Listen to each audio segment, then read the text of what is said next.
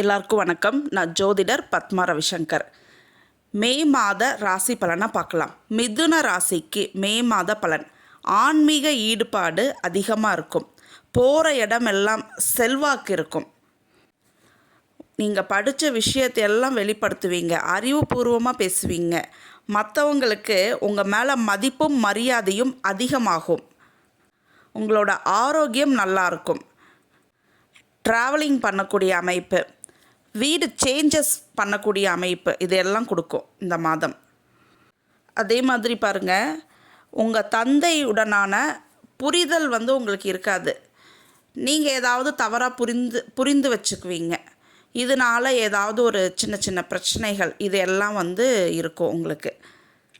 உங்களுக்கு செல்வம் சேரக்கூடிய அமைப்பு இருக்குது. பணவரவு இருக்குது. அதிர்ஷ்டத்தை கொடுக்கும் இந்த மாதம்லாம் உங்களுக்கு.